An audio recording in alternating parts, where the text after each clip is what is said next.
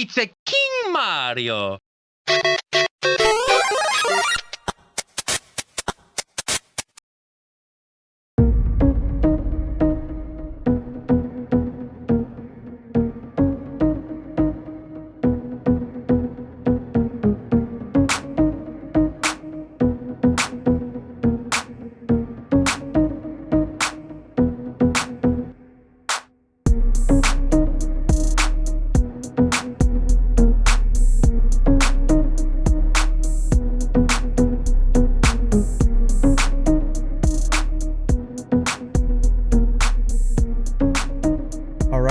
Welcome back, ladies and gentlemen. We are back officially. Man, so good to be back. I know we've been gone for a really long time. I think this is our first show of February, actually. So happy Black History Month, by the way. If you guys have been following us on the social medias, you can follow us right there.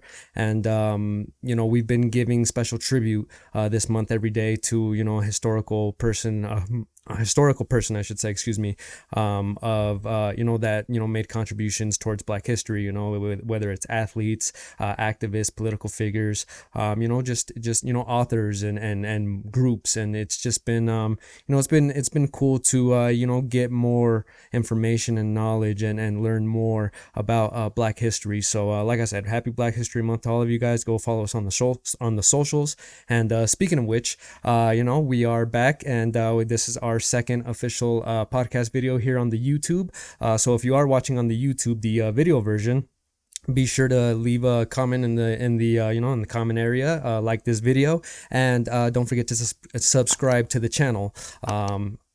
And if you're listening to the audio version here on Spotify, then all power to you. You guys get the music break. So there's pros and cons to listening to either way, but it's whatever your preference is, whatever you feel, whatever works best for you. As long as you're listening to the show, be sure to spread the word, and follow us everywhere on the socials, on the Spotify, on the YouTube.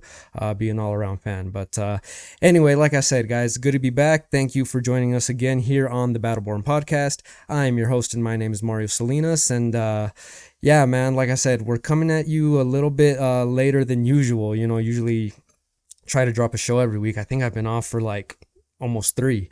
You know what I mean? I've been basically, now that we switched over to video, I found that the system that I had wasn't really adequate and equipped to kind of keep up with everything I'm trying to do and all the ideas and thoughts I have in my head, just to kind of carry this podcast forward. So yeah, man, I went ahead and I made a big change. I went to Team Apple and I got myself a MacBook.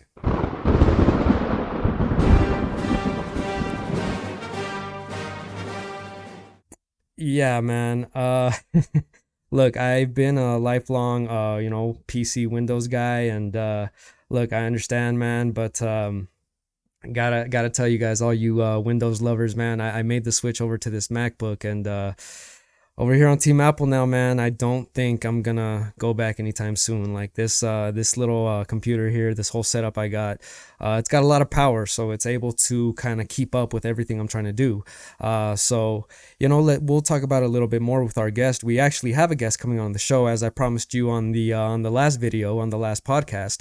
One of my buddies, my friend, the real estate man, Jason Martinez, is coming on the show. I'm gonna bring him in here in just a couple of seconds. He's about to join us, and there's lots of stuff to talk about with him, and can't wait to catch up and get into some stuff with him and see how everything's going with him. He's a good guy. So we'll bring Jason in here in just a second, and before we begin with that, let's go ahead and begin with our quote of the week.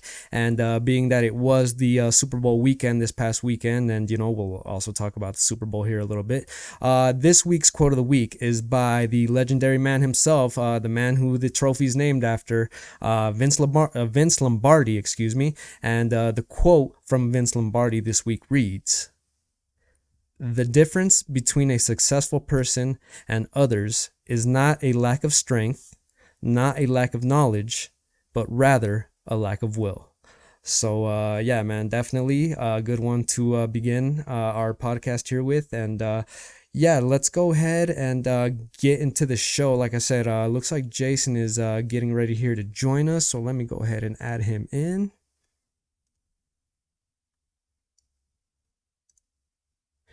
All right, and looks like we are ready to add Jason into the podcast. He's ready to join us, so let's go ahead and cut to Jason. And here we are, fresh off his birthday. We got my friend, the man himself, Jason Martinez, the real estate man. You just turned 27, bro. How does it feel, man? Are you feeling any different? It's you're getting close to that big 30, man. I just hit that threshold this past year in 2020, man. I hit the big 30, and it doesn't really hit you right away, bro, but when you start thinking about it and you're like, damn, I'm fucking 30. I'm in my 30s now. So you're on that down end, bro, of the Oh 20s, man. God. It's all a roller coaster from here on in, man. So how are you feeling in that regard? I feel good, dude. And I feel like another year of experience, the better. But honestly, dude, I feel like time is just flying by too freaking quickly. Like 2020 just went by so fast, and I'm not sure it's because like all the ups and downs, but like it went by too quick. And if you think about it too, we're already like we're 11 days into February, so it's like it's nuts, man. I feel like just time is flying by too quickly. And I'm sure like you, for instance, like probably an example is like your kiddo, right? Like how old's your kiddo? He just turned 6. He's about to be 7. Tell me not. That's not wild. Like Yeah. 7 years just passed by just like that. Man, it really is, bro, and he's a tall one too, bro. Like he's gonna be taller than me, I'm sure of it. You know what I mean? And it's crazy, at 7 years old, this kid is pushing like, already past half my height. So, I mean, yeah, bro, it really truly creeps up on you, man. It's like you said, man, it's fucking crazy. But like I said, man, I'm happy that you got to celebrate a good birthday, bro, and you got some cool stuff. That sounds like you had some good food. Hell yeah. But there you go, man. Another year in the books. So how do you reflect on this past year? And one of the reasons I really wanted to have you on this week on the podcast is because you're a guy who seems really motivated, which is the main reason why I wanted to bring you on and talk to you about motivation and stuff like that. But I mean, how do you reflect on the past year, and what are your goals for the upcoming year moving forward? Yeah, dude. I think 2020 was like it's crazy to me, but it was an amazing year for like a lot of things that I'm super grateful for.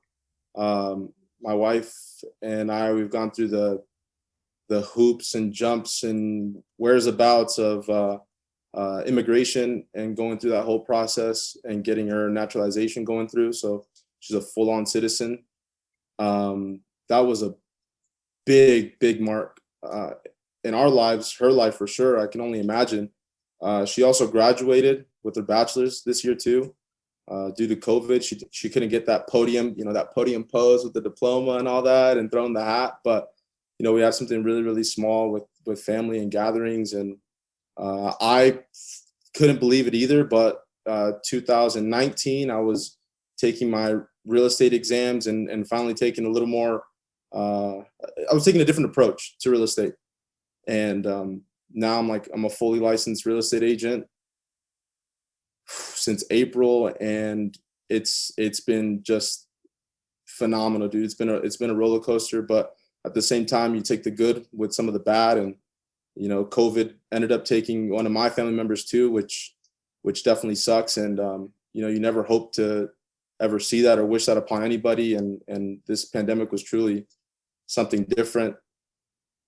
Business was really good for me too. I ended up closing like 3.6 mil in closed volume last year. So hopefully this year I'm Wait a minute, wait a minute. waiting to Hold double up. that. Let me just stop you right there, because I Yeah, mean, yeah. you went through a lot that I want to get to, but you said you closed out 3.6 million last year, you alone? 3.6 million of gross volume. Yeah, last year.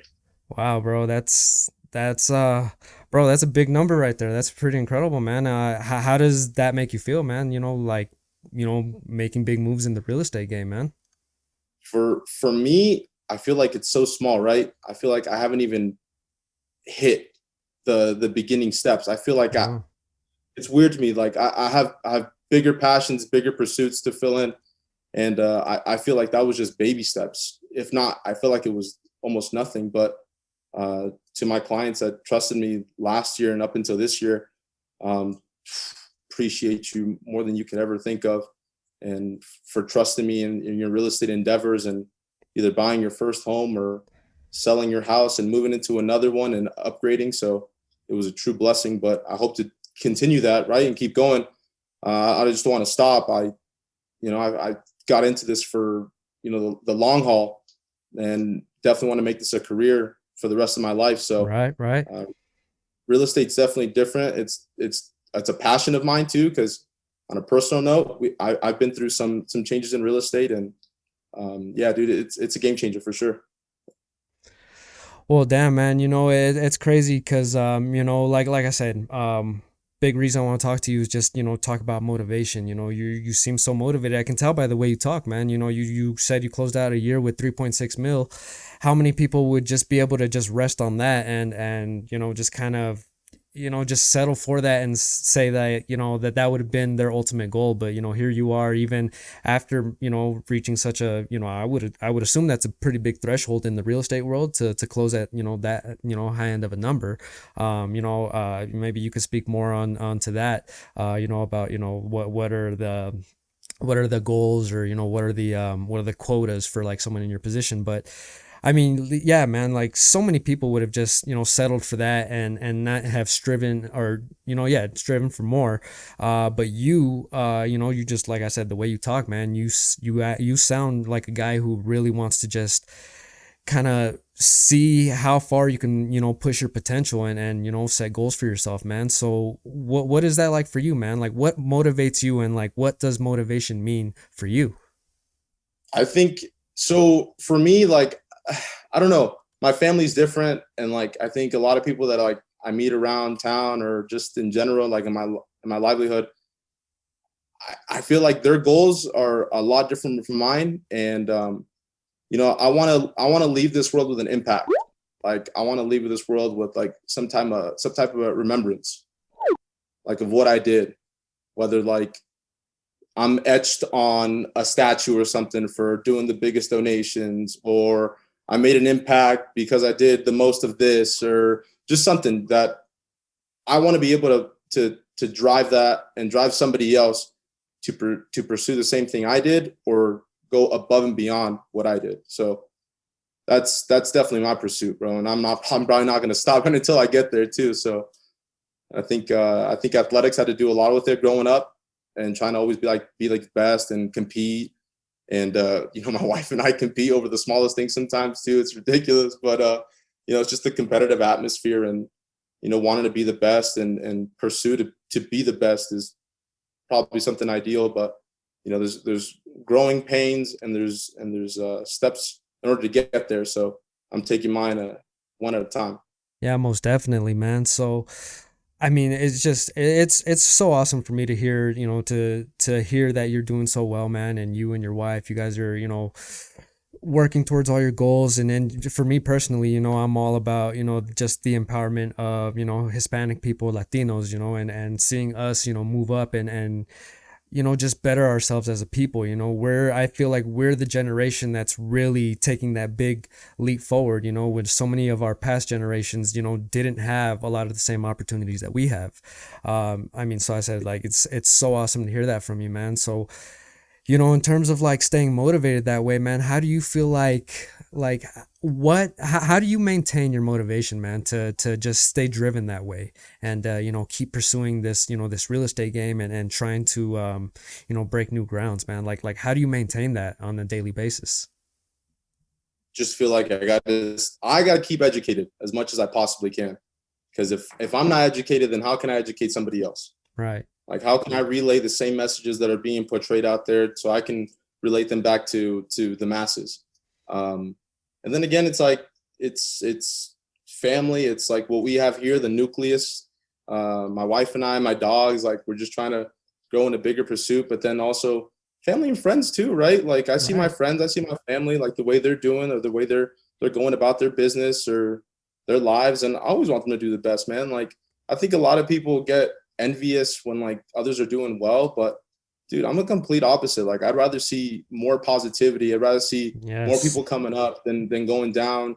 I mean, whether that be Hispanic community, or whatever community, but we all got to come up, man. Like eventually it starts to get tiresome seeing so many people struggle, but That's not the end goal, dude. We don't want to be on top of one of another. But why not be someone leading the pack behind? You know what I'm saying? Hey, man. Giving that helping hand. You know what I always say, man? You got to build bridges, not walls, brother. Yeah. Oh yeah. But anyway, man, like I said, so much about real estate to get into. So much about, Sure. there's so much other news to get into, man. We got a lot of stuff going on. Like, obviously, I talked a little bit here in the introduction about, just kind of getting this whole thing set up. Lord knows I've been trying to get you on this podcast for like the longest time, man, and get this thing all set up. And yeah, man, it was a little bit of a bumpy ride, people. I'm not gonna lie. You know what I mean? It was like I said, I was talking about in the introduction, I was talking about how I made the switch from PC and Windows over to Mac and Apple. So I changed, yeah, I changed my whole system and my setup here. And man, I gotta tell you, I mean, it's working. So I mean, I'm sure there's a bunch of the PC community out there that are gonna watch this and hear this, and they're just gonna be like, "No, no, Come on. yeah." But Unless you're building your own, then it makes a little more sense. right, But if right, you're just buying the packets and the Dells, nah, yeah. dude. And I mean, dude, I'm like just pretty much on this like basic package with this Mac, and gotta tell you guys, I mean, I'm liking the results so far. I'm not sure if I'm ever gonna, be able to go back. Maybe we'll see. You know what I mean? I can see kind of, I've been doing a lot of research, a lot of studying, as I do with anytime I make a purchase. So I know that there's, good and bad, pros and cons, and then benefits to each system. But for now, man, like I said, made the switch over to Mac, bro, and now we finally got this podcast up and running. I finally got you on the podcast, so definitely not the first episode, but I'm gonna probably assume that this is the most expensive episode of the podcast we've done here. So yeah, yeah, man. So but definitely happy with us being able to push it forward, and super appreciative to you, man, for coming on and helping us with this. I mean, you're one of the guys, just for everyone out there listening, Jason has actually been, one of our, he's been one of our supporters since, we've launched, you know what I mean? Since day one, when, I decided to pursue this, Jason's been, following us on the socials and listening to the episodes and just, helping us out. We actually were trying to get on, like I said, we were trying to get on like for some time, but, again, man, super, super appreciative. And thank you so much for doing this for me, man. Yeah. So I gotta ask, bro, before we get into all the real estate business and everything like that, just with so much going on in the news right now, man, did you watch the game this weekend? Of course, dude. Come on now. What did you I think, think one man? of my pride and joy is watching football. Dude, it was. I expected Mahomes to do more, but when they started talking about his foot and his injury, then you kind of see that like we ended up seeing like another finals where one of the best players is out. It's like when it was the Warriors and the Raptors. Kevin Durant goes down. No Klay Thompson. It's just Draymond Green and Steph Curry. And like how do you have a legit final without like the best players playing? So I was rooting for the Bucks to win. I was rooting for Tom Brady to win another one, and lo and behold, bro, he is the GOAT of all GOATs. Yes, absolutely. Again. Absolutely, man. Like at this point, it's just undeniable. Like as far as I'm concerned, bro, the conversation is over. Like this discussion is done. Tom Brady is the GOAT. There's no ifs, ands, or buts about it. There's no way to argue it at this point. You know what I mean? Like that guy is the fucking GOAT. Like his level of greatness is like beyond the, it's beyond the pale. It's beyond my yeah, dude. It's off the fucking charts. So I mean, look, I honestly I got my prediction wrong. I even lost a bet on the game, because I thought the Chiefs were gonna take it. I thought they were gonna go back to back. Like don't get me wrong, I'm super super happy to see Tom Brady. I like Tom Brady. I'm a 49ers fan, but like I'm a I'm a fan of greatness. I'm a fan of great players. And throughout all sports. And I mean, dude, just the amount of hate that guy gets. Actually, Tom Brady is similar. I think like the way he's treated and portrayed, it reminds me a lot of LeBron. The way LeBron is just so great, but a lot of people like just refuse to give him that credit. And just call it for what it is. Look. He's the best. You know what I mean? There's no one better. So, I mean, like I said, man, I'm super happy to see Tom Brady pick up number 7. especially against the Chiefs, you know, especially knowing and seeing what they did to my Niners last year in the Super Bowl, which still hurts, man. Still hurts. You know, it still hurts, bro. So At least you make it to a freaking Super Bowl, bro. yeah, yeah. They haven't made one since like 2005, dude, against the Bucks. What, the And they won Raiders? that year too. The Raiders? Oh, the Raiders, bro. Full disclosure, ladies and gentlemen, Jason here is a little football athletic challenge. You know, he's a fan of the Raiders, so you know, we're trying to help him out with that a little bit. You know, slowly but surely. You know, we'll bring him over to the other side. Good thing is we got him out of the Bay, which is great. You know what I mean? Because there's only one team that runs the Bay. I'll give you this. Thanksgiving, I think it was 2015, 2014, inaugural season of Levi Stadium. My wife and I ended up going to a Thanksgiving game. It was the Niners versus the Seahawks. So it was a dope atmosphere. So I'll give you that. My first NFL game ended up being a Niner game. So who won the game?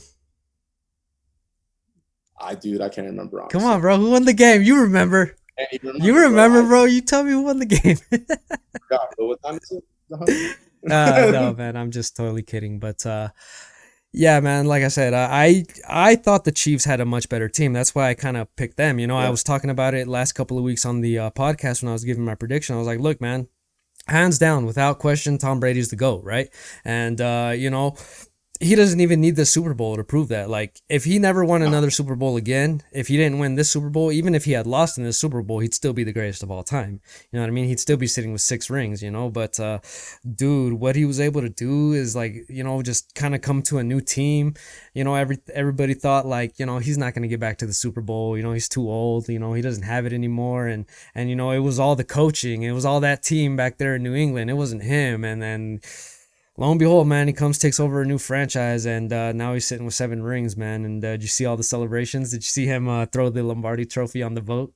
Dude, savage. It's nothing to him, you know what I mean? Yeah. I think there was a video of him too. He was just packing his bag while all the rookies and all the other guys first Super Bowl just popping bottles, champagne, going crazy. And then he's just packing his bag, just all comfy, ready to go see his family. It was nuts, dude. But I mean, at that point, you get criticized so much for everything that you do. And, like, people were slamming him because he was drunk. I'm like, dude, give the man a damn break, bro. Like, this man probably doesn't drink alcohol, eat bad for, like, at least 6 months out of the year, maybe even more. Yeah, absolutely. Do it for one day? Dude, celebrate, bro. Go crazy. No, man, I totally agree. Like you got to celebrate it. That's like, for me, that's one of the things that kind of hurts, because, you know, the Lakers won the championship last year. You know how big I am into the Lakers, and we still haven't gotten a parade for it, man. Like, I was gonna go.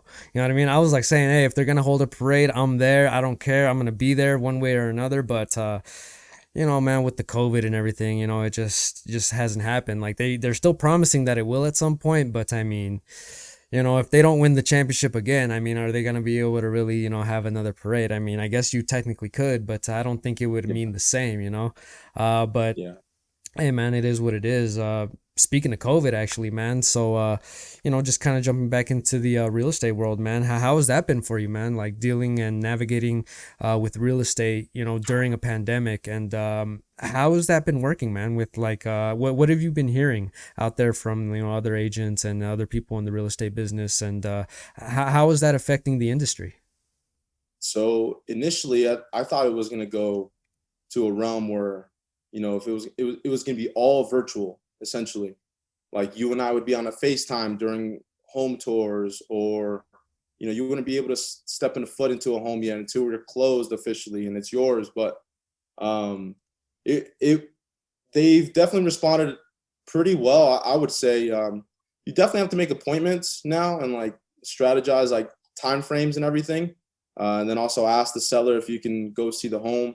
But overall, I mean, some of the mandates that were put by the governor and all that, they've been fine for the most part. Each one of my clients have been safe. You know, they still wear masks. They get sanitized every single time, or wipe down some of the door handles and anything like that. So just to keep everything safe. But overall, it went well. But I want to say for home builders, it's probably been crazy, because everybody's in influx, going to Lowe's, going to Home Depot, finally finishing off home projects, because, you know, all they do is stay home.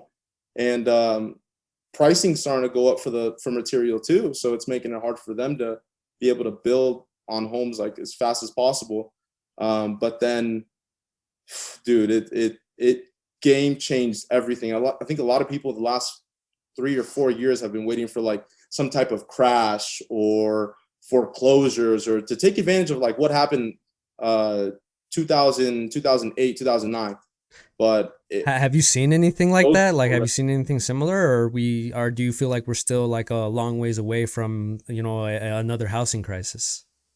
I think we're a good ways away, and real estate is it's not an overnight thing. It's not like the stock market, right? Or like GameStop, where all of a sudden within a week it ends up trading at $400, or it's like now at 55. It's nothing like that. Real estate takes a while to grow, but when it crashes, it stays like that for a little bit too, until there's something that goes on with the feds. They bring down inflation or they bring down interest rates.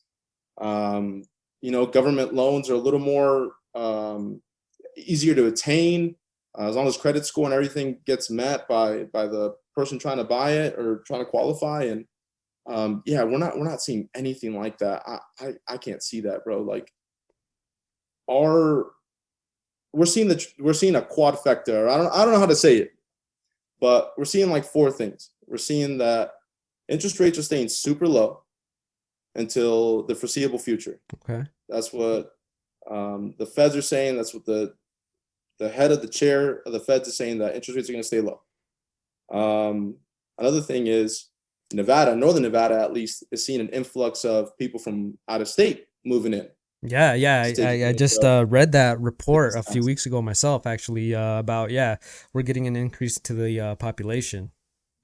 Yep. And just throwing it out there, like, I know the narrative, but it isn't all just from California. A big chunk of it is from people from California, but people are coming here from other states as well. People are coming here from Arizona. People are coming here from Utah. People are coming here from Oregon. So, exactly. I mean, has that been like, so you're saying that it's been like a positive for the real estate game? Been great. Yeah, and the sales have been keeping up. Like, nothing, you haven't been affected personally. Like, not, I mean, I shouldn't say personally, but professionally, it hasn't affected you at all. Oh, for sure. For sure. So this is the next thing that steps into that as well, is into the four, is that there's literally almost nothing on the market. I mean, they say on average a balanced market is 5 to 7 months of inventory. We have like 2 weeks worth. So it's almost like nothing's available. And when something is available, it goes quick. I see homes go into contract or an offer gets accepted within like 1 day or before it hits the market as like a coming soon. Wow. Like, homes are going by so fast, it's unreal. And the last thing would be that most of these buyers are well qualified and they're coming in with cash. Wow. So they're able to beat out a lot of other offers just because the potential of closing is within just a matter of 2 or 2.5 weeks, and they're going over asking price. So the seller ends up gaining way more than they thought they were going to sell the house for. So, man, well, that's crazy. Just I guess it kind of just shows you the drive and determination, and then kind of the morale of people that even during a crazy time like what we're going through right now with the pandemic and COVID.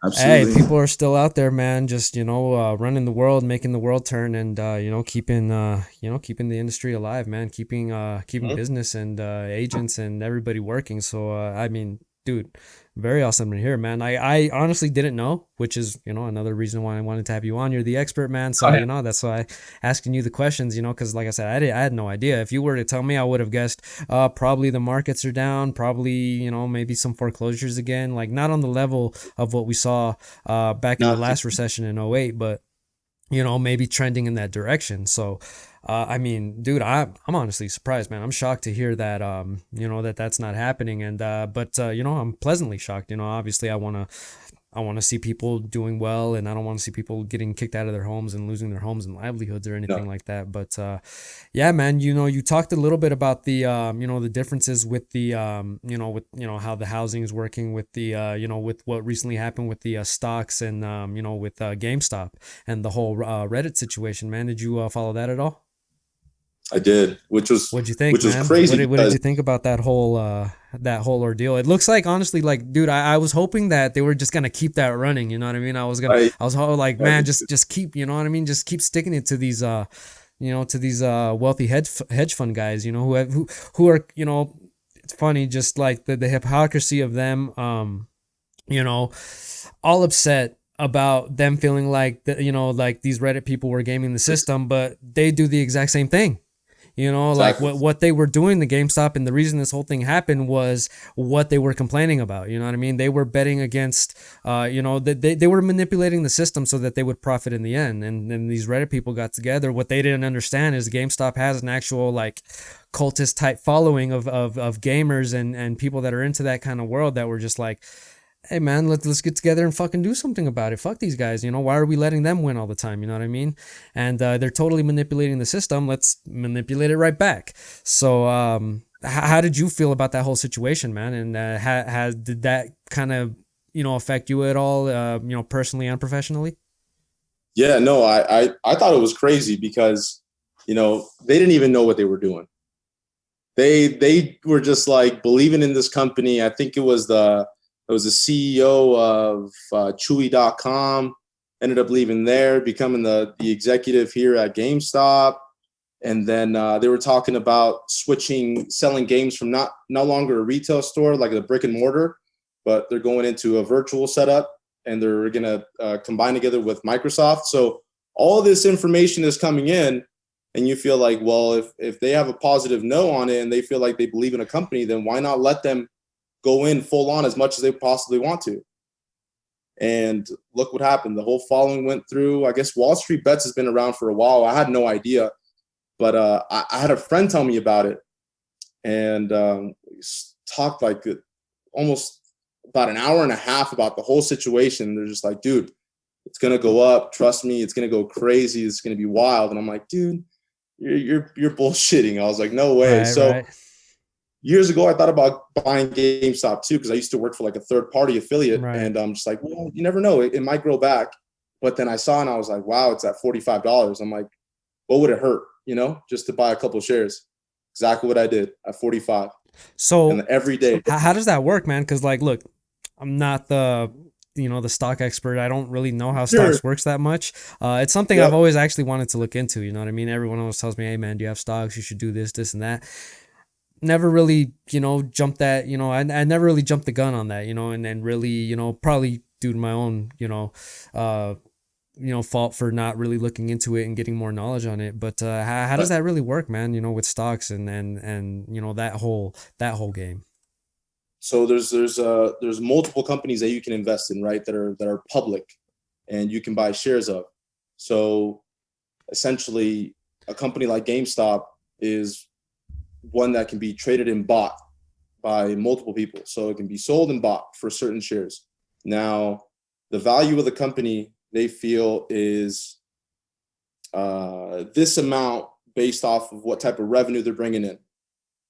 And then if somebody believes in the company, then they can buy shares and makes the company a little more profitable because they have more investors, they have more money to buy in. So as all that goes by, uh, there's a couple apps you can get, Webull, Fidelity, Yeah, I've Vanguard. heard about these apps. Like that's what people have been telling me. Hey man, you can get these apps and you can start, just investing like in a simple way that way.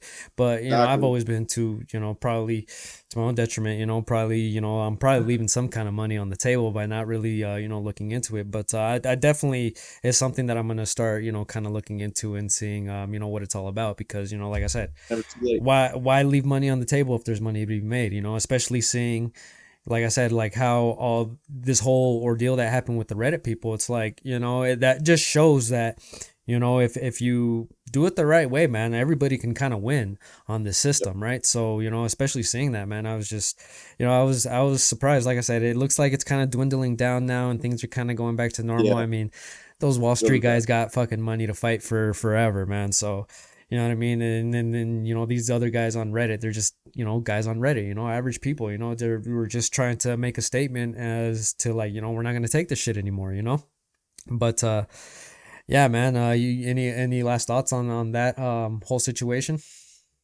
No, I thought it was brilliant, but I think investing is a good benchmark to start for your future career and your retirement.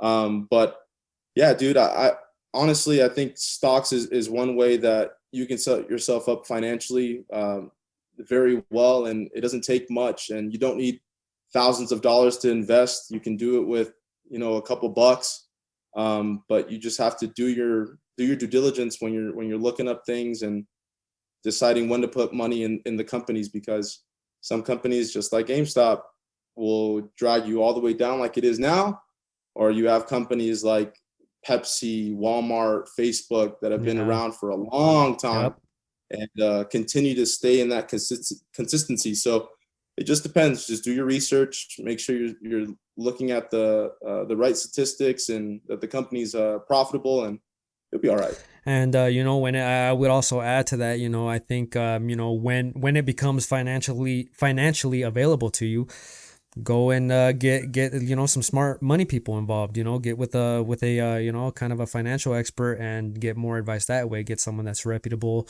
You know, you can find reviews. You can, you know, or just word of mouth if you know someone that, you know, deals with that, you know, in that kind of world.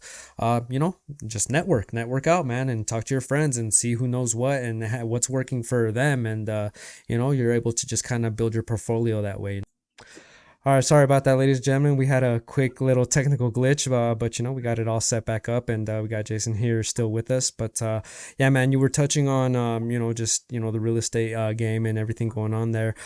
Tell me, man, as you know, like as a real estate person, you know, and you know, you knowing that world probably a little bit, you know, more than, you know, the average person's. For the person out there, you know, listening to the podcast who's, you know, thinking about maybe, you know, taking that step and purchasing a home or doing whatever it is they want to do with real estate. What is your advice for them, man? And what would you say is like probably the most important thing that they need to know, along with what are the most common mistakes that people make?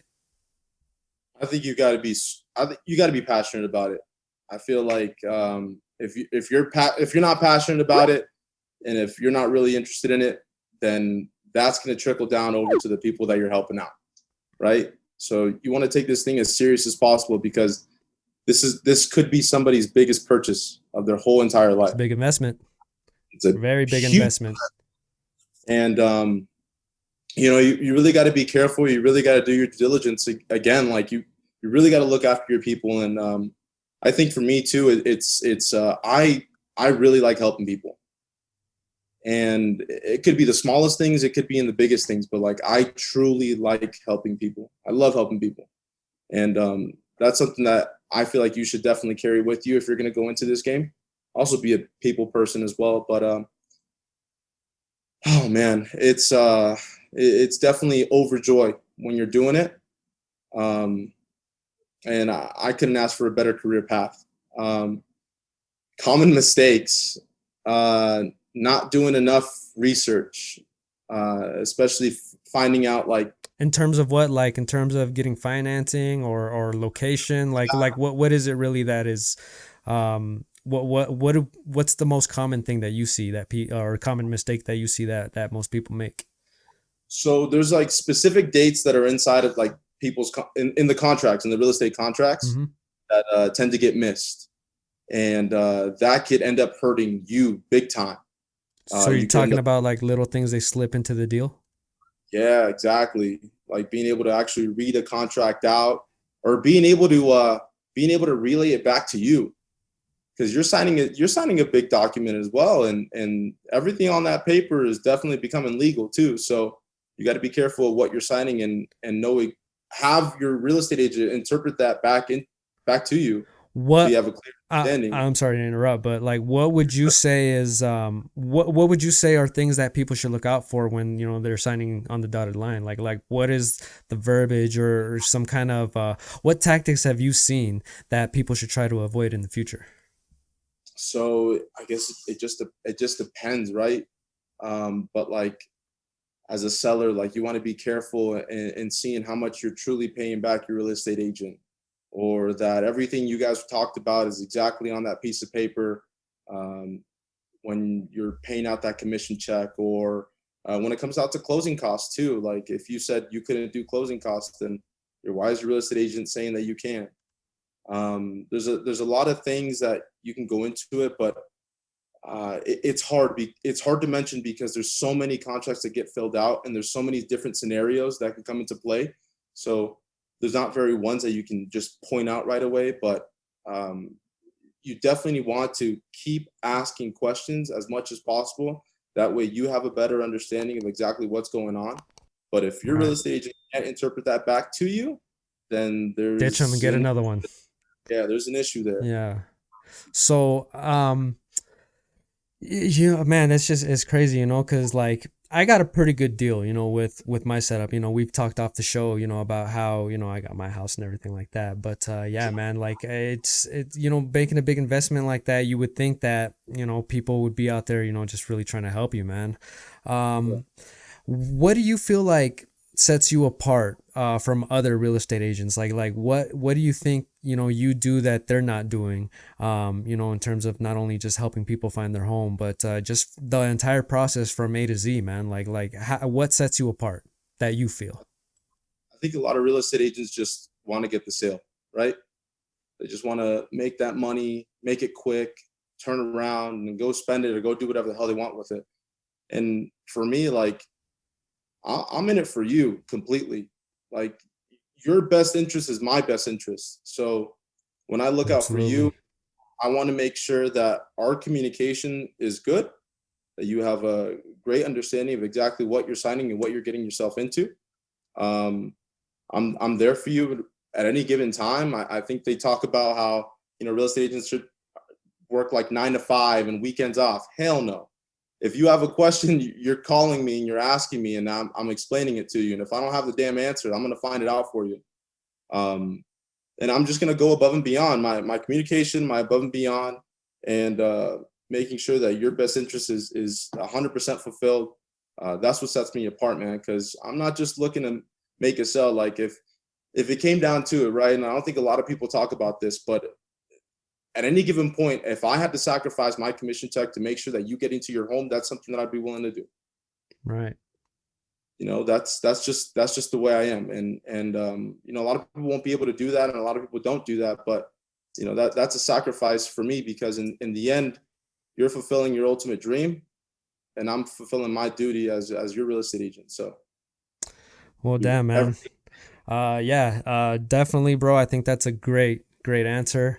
And just man, obviously, anyone living in the northern Nevada area, if you're looking into any kind of real estate deal, definitely, you heard it from the man himself. Go hit up Jason. I got his hashtag right there, and you can find him on his social medias, man. You can find him at Homes with Jason, and yeah, man, get with a guy like Jason if you're thinking about making that big leap and going into purchasing a home.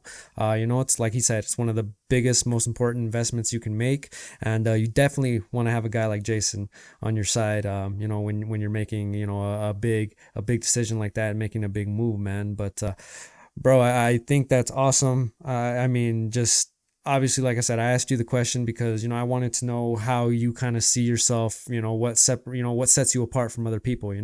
And man, yeah, like you said, there's a lot of agents that just selling houses. We're just making a paycheck. A lot of people just look at it as a job, but you're really looking at it through like your passion. You're passionate about what you do, and I think just that alone just makes all the difference in the world, man. So definitely happy to hear that, bro. And like we talked a little here off the show, and what I actually did, man, is seeing that you were going to be on the show, I reached out to a bunch of the listeners that we have on the show, and I let them know what you do and that you were going to be on the show. I was going to interview you, man, and I asked kind of some of the listeners to anybody, basically, like, anybody got any questions about real estate that you would like answered? Like, Jason obviously is exclusive here to the state of Nevada, but I just kind of asked for common, real estate questions that people submitted in. And if you wouldn't mind, man, I would like to pull these up and read a couple to you. Is that all right?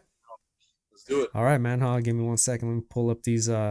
Let me pull these up for you, man. Yeah, I had a bunch of our listeners. Not too crazy. You know what I mean? We got a few here, but yeah, I got a few of our listeners send in some real estate questions for Jason here. And let me go ahead and pull those up, and I'll start in order. Let me get this first one. One of our questions from one of our listeners reads, roughly, how much do I need to have saved up to begin the home buying process? Okay, so I think the biggest misconception right now out there is that you need 20% down on a home. So that's not true. There's ways you can get qualified by putting, and it depends on your employment or what you've done recently or in the past. Just like military vets or anything like that, they can get into a home with zero down. But for the average person, I would say that 3.5% is what you really need. So out of $100,000, that's $3,500. Okay. Now that would be it essentially, based off there's programs too that can help you out too, and you can find those at Home is Possible, nv.org, or NerdWallet does a really good recap on all those as well. So if you need to look into VA loans, USDA loans, conventional FHA. And this is not a listener question, man, but I saw earlier today you were, I follow you back on social media, and I saw that you were posting a lot of information about, a lot of programs that are out there that can help people with this process, man. Just very quickly, and I'll read more of these questions, but what do you speak to that, man? And like, what programs are out there that people should look into, like you just said, that, they might not consider when purchasing a home? Home is Possible is a big one. We were able to utilize that on the first time we bought our home. We didn't get the full grant, but there's grants that give you up to 5% down for your down payment. Right. It can go towards your closing costs. It can go towards your down payment, however you want to utilize it. Typically, they charge you like a one-time fee, and you have to take a small class. It's maybe like 30 minutes up to an hour. It's really fast stuff. And yeah, man, like you can just get free money based off of just that. And the cool thing is that most of these programs are reusable. So after a certain period of time, let's just say you sold your home or something, and you're going back into the market and buying again, then you can reutilize this program again and again. So those are some. I don't want to give them all out because everybody's scenario will be different. Right, for sure. right. And, I would just add to that, you know what I mean? Look for, I would also look up for, just kind of different special programs that might be specific to the county that you're going to live in. Because here in the county that I live in, I live in Lyon. When I bought my house, I ended up with something called a WISH program. I don't know if they still have it anymore, but back then they had this WISH program for first-time home buyers where they were able to take, your down deposit, and they tripled it for you. You know what I mean? So yeah, they did this crazy thing where they tripled my deposit. So like on paper, I left a fat deposit on the house, which also helped in lowering the monthly mortgage payments. So just adding that, man, definitely look for those kind of programs, guys. That's definitely something to keep in mind. But they're on that too, though. I'm sorry, say that again. I'm going to add something in there on that. So for those programs too, your lender has to be qualified to be able to do those too. So not everybody is, grant available. You have to have a specific lender to be able to do that. Okay, well, there you have it, guys. Keep that in mind, and you gotta ask the questions, man. You gotta look for every possible advantage, especially like we're saying when you're making such a big move. But let's go ahead and jump right back into these questions. Sure. Okay, next question from one of our listeners reads: I'm currently looking to buy my first home with my husband. While we've been shopping around, we keep running into houses we like that are labeled as short sale. Can you explain what a short sale means? A short sale means that based off what the home is priced at, the homeowner owns more. So that difference is a short sale. So they're not able to sell their home in order to pay off their debt. And that's exactly what a short sale ends up being. So are Those- these still houses that are like these are not really available for buying, or is there just a longer process to it? You can, no, for sure. It's a longer process. Your lender definitely has to qualify you, or typically you have to have cash. It's almost like a foreclosure too, right? The cash money ends up being the king, and Cash is the king, banks bro. don't care. The banks don't care. They're not gonna, just because you have $100,000 cash, but they're trying to sell that property for 150,000. They're not going to drop it down to that $100,000 for you. Right, right, They're starting that bid at 150K because they want to get that money back. right. And then you potentially have bid wars against other people, other investors, other people who have a little more change in their pockets, and end up going for those properties too. So there's definitely a big market for short sales. There's a big market for foreclosures, and get ready to be competitive or outbid and have a little bit of some money saved up. But those are crown jewels for sure. They can be. Yeah, man. I definitely remember the when I was doing my shopping process, man. When I was when I was in that process of looking for a house before I ended up with this one that I'm in now. I mean, yeah, bro. It's very competitive. That's what was my experience anyway. So you got to stay on it. But yeah, man, that great answer. We got a few more here. Next question from one of our listeners reads, it says, "How do I know if I'm getting the right home insurance?" The right home insurance. Shop around, dude. Just Yeah. because you're with American Family Insurance, or you're with Progressive or whatever, shop around. It's the same thing with your lender. You might get approved for a loan with one person, but the next person might be able to do something better, right? Yeah. Overpay. And I mean, I would assume that insurance requirements are. I mean, I'm sure there's a requirement in every state. I mean, who knows? Maybe not Florida with all their fucking loopholes, but I mean, yeah, definitely. Like, yeah, I mean, I think I'm not sure if I've read that question. I mean, that's how the question was sent in. But hey, if you want to know more, definitely elaborate a little more. And like I said, you can find Jason on the Instagram and social media as well at Homes with Jason. And yeah, if you guys have more questions, definitely send them his way. I'm sure he wouldn't mind helping you guys out. But yeah, let's go ahead and read the next question. Next one reads, I would love to buy a house, but my credit isn't all that great. It's not terrible, but it could be better. What are my options? Okay, so that's really it's really generic, because your situation may be different in the lender's eyes, right? Just because you say you have like a 640 and it's bad, or a 620 and it's bad, that's not true. For somebody else, that might be that you just qualified, right? So I can tell you this. Lenders are looking for a few things, and one of them is credit score, for sure. That's definitely one. Another one is your debt to income ratio. So basically put everything that you're making payments on in a month, how much your income is, and then divide that number. So divide your debts versus your income, and you're going to get a percentage. So the typical percentage that banks like to see, or lenders like to see, is about 43%. So just because you have 43% and it's high, you have a high DTI, it doesn't mean that you wouldn't qualify, right? The lenders also want to play the devil's advocate and check your assets too that you may have, and then count those against it. And they have a numerous amount of ways to do that too. But then your work history is another one too. And those factors all play into one to get you approved for your loan. Okay. So I wouldn't say that because you have a bad credit score that you wouldn't be able to get qualified, because that's just not true. And at the end of the day, there's a lot of small banks like credit unions that are able to help you get different type of loans. You gotta love those credit unions, man. Yeah, brother.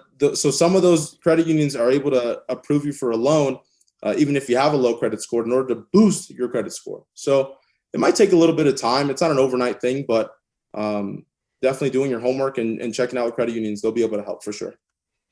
Another great answer, man. I definitely think that's I mean, you couldn't be more clear, and I think that'll help a lot of people out. But moving on, next question we have from one of our listeners reads, if we find any problems with the house upon inspection, does that go into the price negotiations?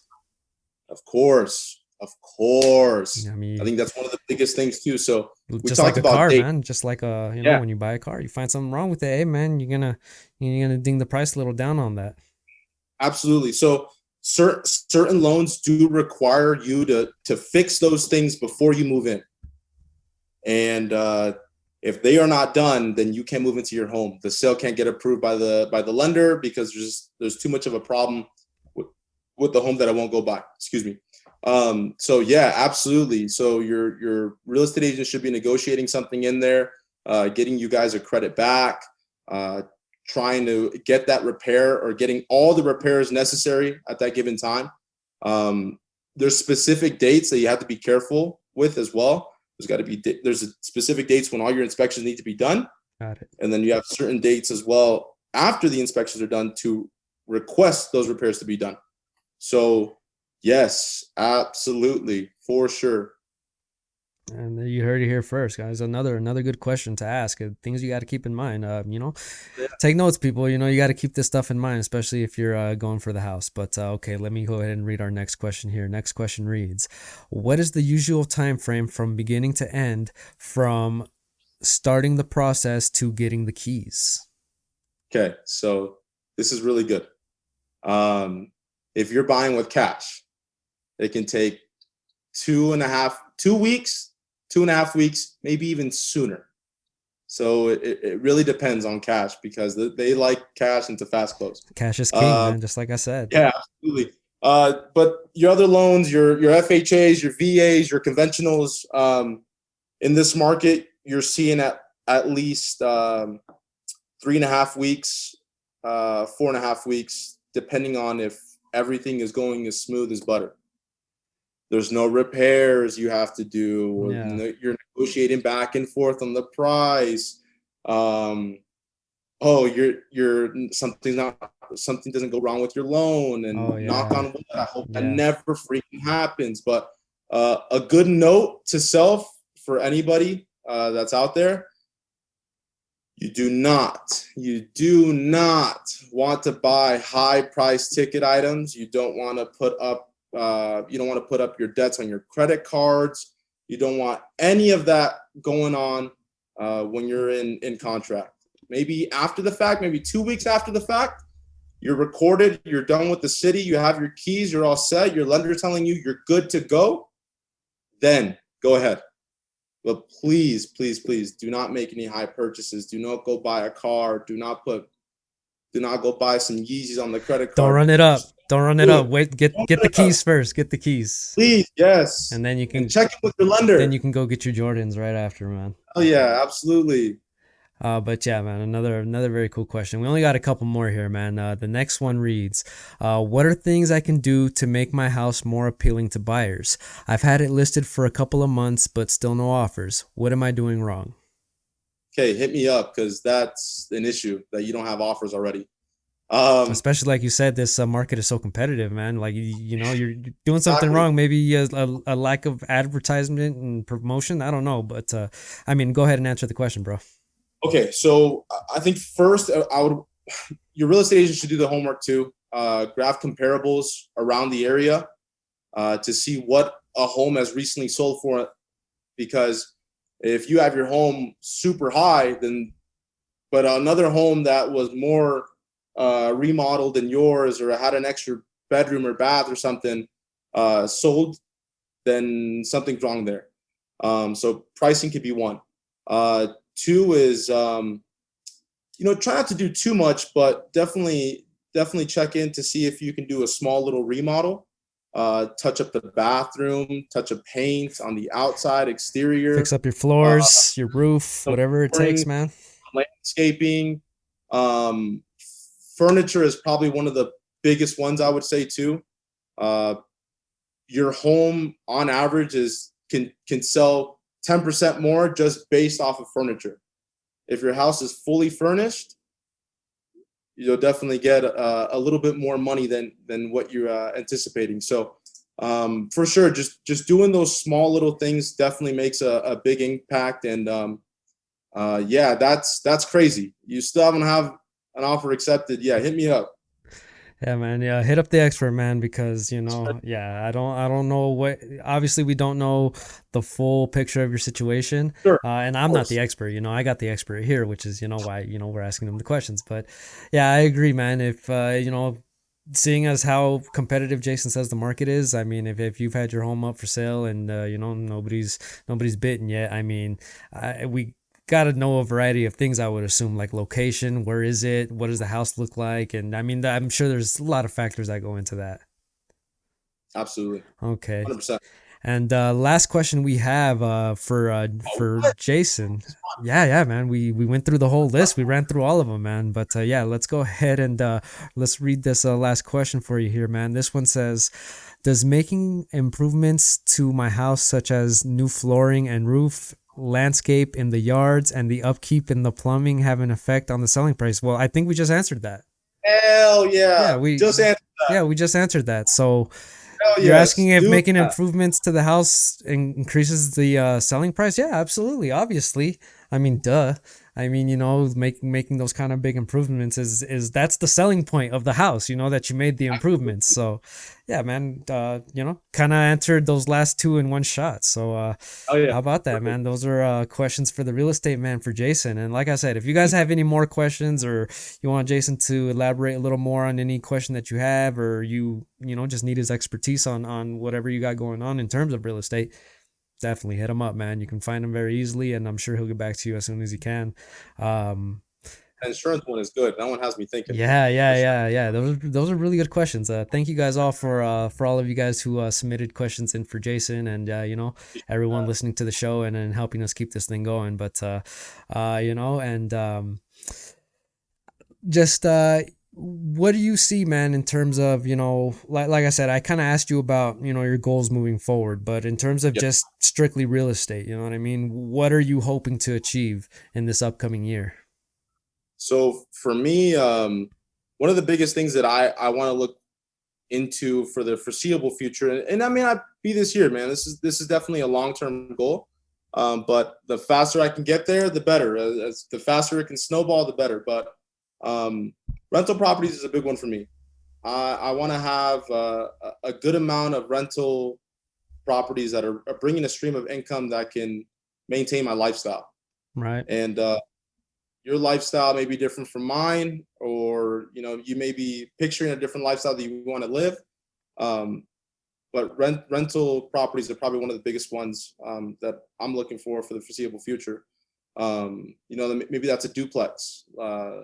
Maybe renting my We're home talking out. like studio apartment and stuff like that. Yeah, exactly. Like the split homes, the divided homes where they have like one garage, for each one, and just checking in to see that, or seeing if I can buy a house foreclosure. There's some strategies there too, because overall it does take a lump sum of money to be able to afford something like that. But there's ways around it, and there's people that can help you get through that. Those are probably one of the biggest things that I'm looking forward to, so that way I can continue to do exactly what I want to do, and when I want to do it, and not have to rely on somebody else telling how to do it, or what I should be doing or how to be living my life. So that's a big one for me.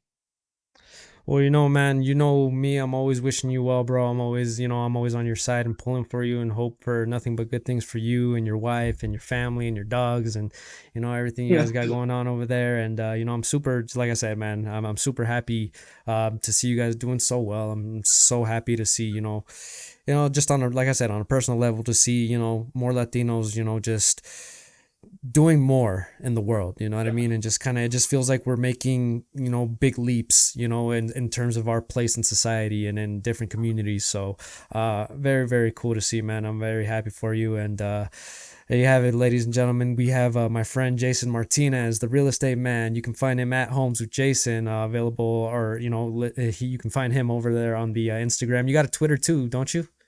Yeah, I got a Twitter. Yeah. It's I think just with the underscore at the end. Okay, yeah, I don't do Twitter, so I don't have the Twitter, but I mean, I'm definitely on the Instagram. If you guys are having a hard time, just go to our page. You can find Jason listed there. When I have this posted up, I'll leave his links everywhere for you guys to find them. But hey, man, this has been a great interview, man. I appreciate you for coming on and talking to us, and just moving on to this last little segment, I'm just gonna answer some of the standard listener questions for the podcast, man. You want to hang around and answer a couple questions with me? Absolutely. All right, cool, man. Let's go ahead and jump into a quick little break here. And Jason says he's been so kind enough to join us for the listener question segment. So we'll have more with Jason, and we'll get into your listener questions here on the Battleborn podcast up next. So stay tuned.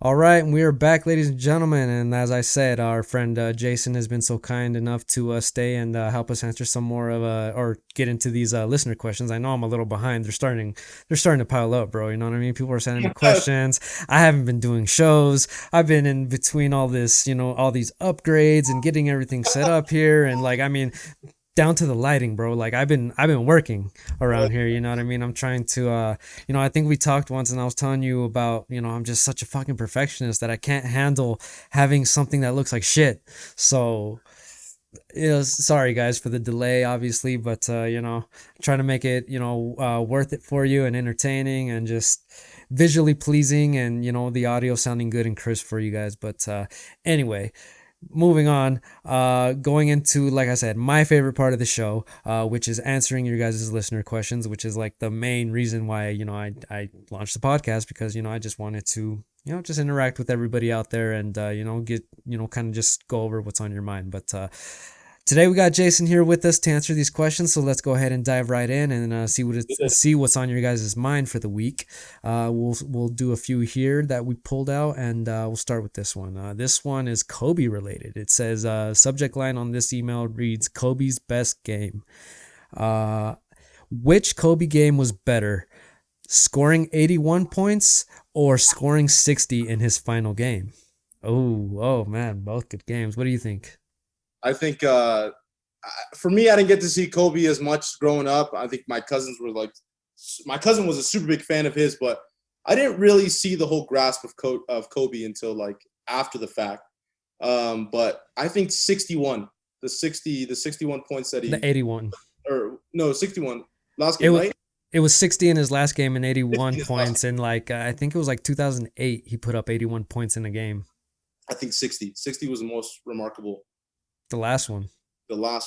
After all the things you did, they still gave the ball. You still beat a team that was super competitive against you, and yeah, dude, all time great for sure.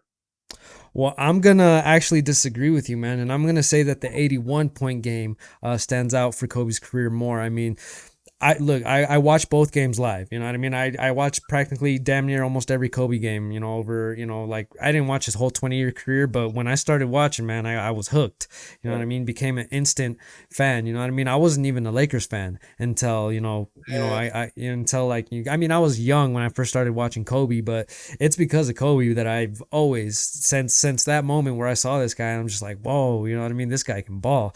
I've just been Team Lakers, man, through and through, all because of Kobe Bryant, man. But I'm gonna say that the 81 point game is probably more important to his career, man, because I mean, dude, second most points in a game in NBA history, only second behind the 100 point game.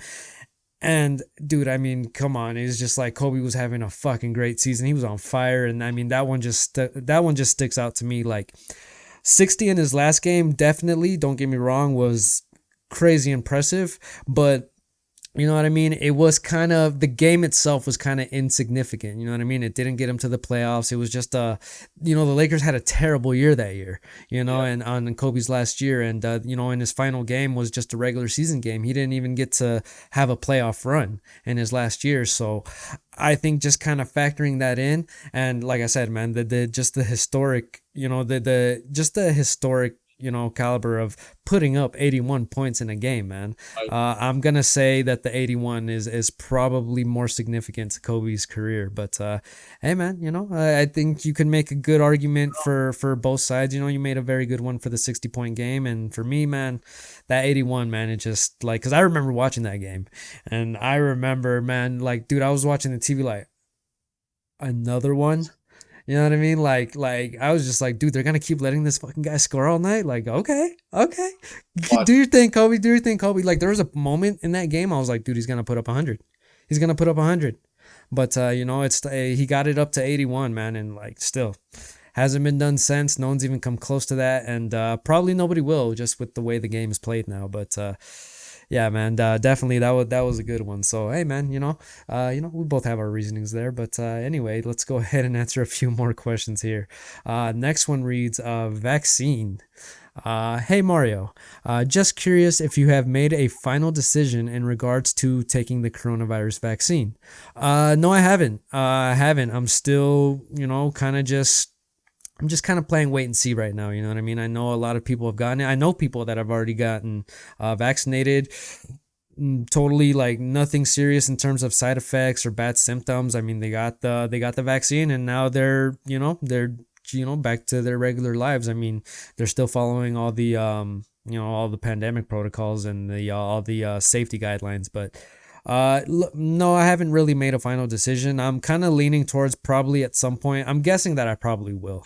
You know what I mean? That I might do it. Like I said, I haven't made a final decision, but just on a personal note, some of the people I know, there's people in my family that are going to go get the vaccine. So maybe it'll be something I can monitor up close a little bit better and just kind of see how they respond to it. And if it, looks like something that's not going to be too, like I said, it's not gonna cause any kind of severe side effects. Then you know what, man, I'll consider it, and definitely even if it brings us a step closer to being done with this whole mess, and hopefully maybe after this we'll be able to do podcasts in person, and and have a setup like that, which I think would be just more. It's a better way to communicate and talk to people. But what do you think, man?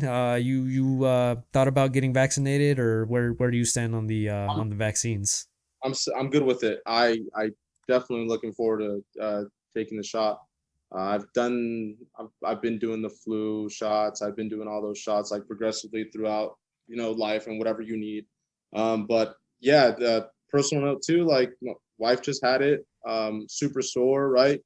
No crazy side effects, and I think it speaks volume too of what scientists and dudes that do this full time around the world were able to achieve in such a short amount of time. And in reality, like once you put all these collective heads together, that we're able to accomplish a lot of great things. And maybe it sets something else for the future. Maybe they organize together and they're able to find a cure for HIV, find a cure for cancer. I think it was remarkable, but I'm good with it. I can't wait to take it. Pfizer, Moderna, whatever it is. And where did the shot go, man? Does it go in the arm or in the shoulder? Is that where they're putting it? Yeah, shoulder. Okay. Well, I mean, hey, man, if you're gonna get a shot, might as well go there, man. You know what I mean? That, or probably like the thickest part of your leg or your ass or something like that. I don't know, but I mean, you want that shit to go in a spot that's meaty. You know what I mean? Because it'll get sore. But I think it's just like being in the gym, bro. You get sore and then you just kind of live with it for a little while and then it goes away. But yeah, man, yeah, I think we're both kind of seeing eye to eye on the vaccine, man. I just look, totally get it. Personal choice. A lot of people out there are against any kind of vaccines, or especially the government being kind of behind everything. Is just like a lot of people are weary about it. But look, you know what I mean. I'm not listening to the government. I'm listening to the health experts. I'm listening to people that I personally know that are getting this shit and telling me that, yeah, I got it and I'm doing just fine. So, you know what I mean? Take that for what it's worth. But hey, man, like I said, personal decision, and everyone's just kind of gonna have to make that for themselves and their loved ones. So, anyway, jumping into our next question here. This one reads, "The secret." Let's see. Let me see what this email says. The secret. Got a secret, bro. They're just spilling your shit to you. Yeah. Well, the subject line reads, "The secret." Oh, I got it. Hi, have you ever read the book called The Secret? Oh yeah, I've read that book. Okay, now I get the secret. Okay, I get it now. They're talking about the book. But hi, have you ever read the book called The Secret? It's really good. I just read the entire thing for the first time. Do you believe that you can will anything into your life with the power of shifting your thoughts and energy in that direction? That's really what the book is about.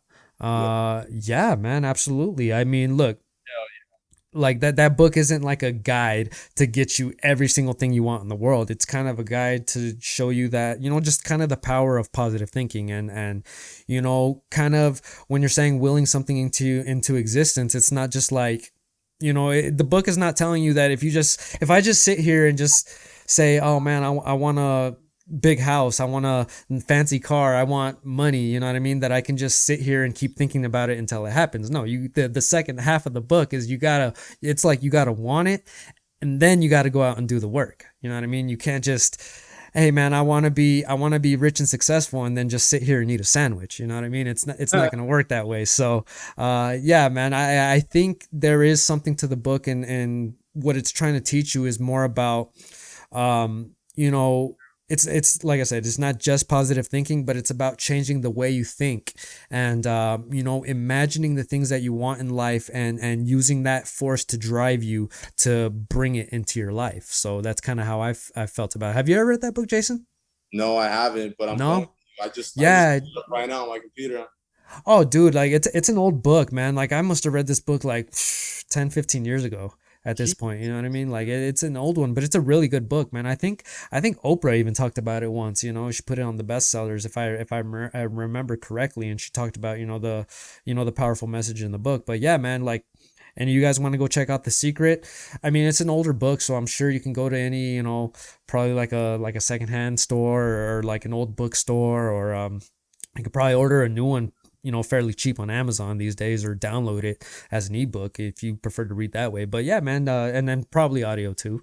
Yeah, if you guys haven't read the book before, I would recommend it. It's called The Secret, and again, don't take the book as just I think a lot of people take out of the book that they're just like, I'm just gonna sit here and think of all the things that I want until they come. You know what I mean? It's like, yes, you have to think that way, but you also have to lay some kind of groundwork and start moving your life into that direction. I think that's what it's more about moving your life towards the direction of what you want, not just thinking it into your life. It's not going to work that way. You know what I mean?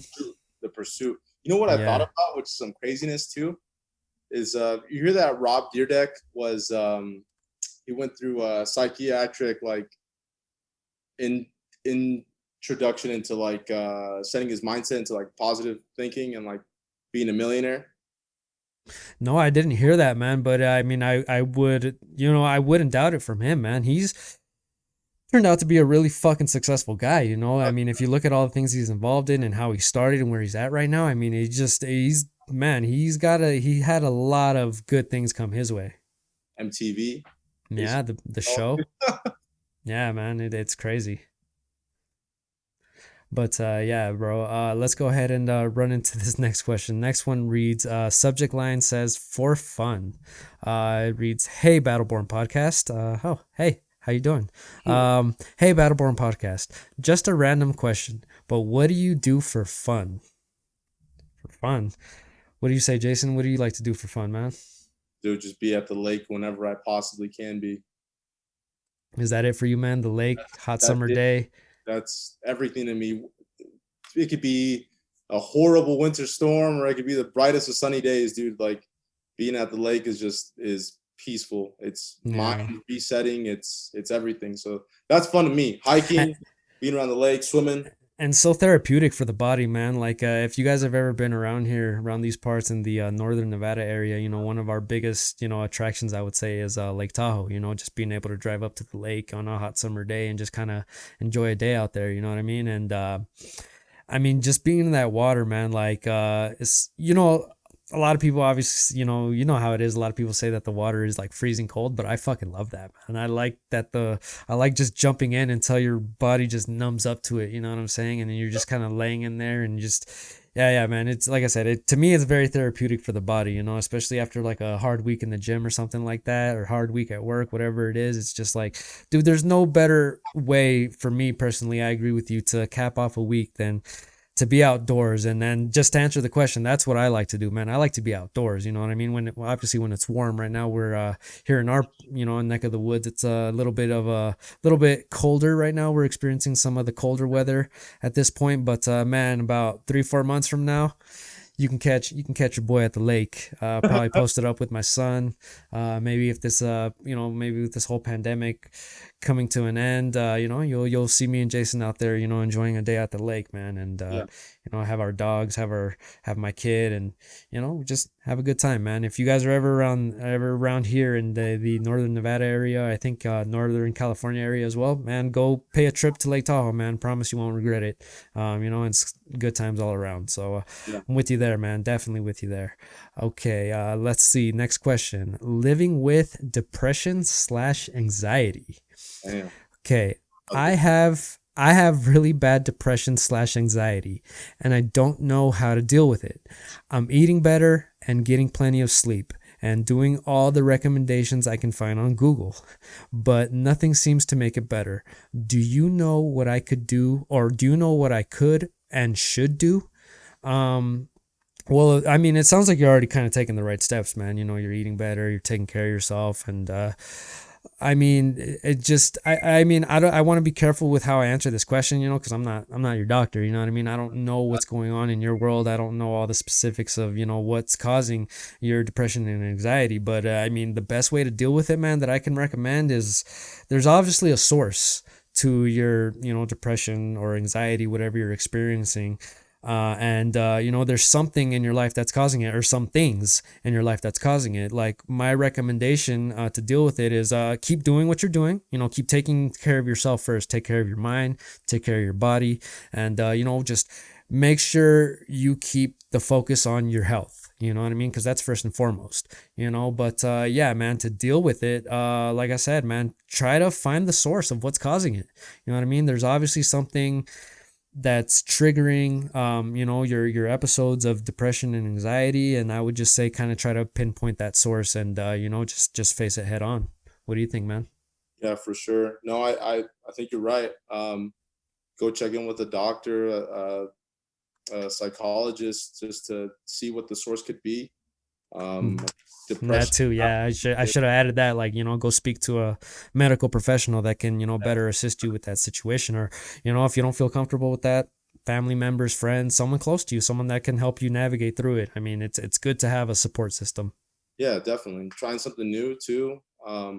Positive thinking, that secret's the secret. Go read The Secret. Yeah, right? Most definitely. Probably a lot of things too, but that battle of depression's hard, man. And yeah, I probably I'm wishing you for the best. Keep your health. Yeah, definitely. Most definitely. I hope if you ever want to write back into the show, definitely we're here and available for you, and help you with whatever we can do with the podcast. But take care of yourself, and you know what I mean, and do something, maybe try to find something you can do that when you're starting to feel that way, you can kind of block it out. Like, go get a gym membership, go take it out on the weights. That's what I do, man. When I'm having a bad day, it's just can't wait to get to the gym, man. I'll be clanging and banging. I feel like I'm Dwayne The Rock Johnson or something, I mean, that's how I feel when I'm looking in the mirror. But when I get home, it's just like SpongeBob. Savage, bro. Yeah. But I mean, I don't, I just want to be as helpful as possible. You know what I mean? So whatever it is that you're experiencing, just try to find a way to, pinpoint what's causing it, solve it, and, talk to medical professionals, friends, family, and then find something that you can do to, distract yourself when you're feeling that way. And that's, my best advice that I can give you.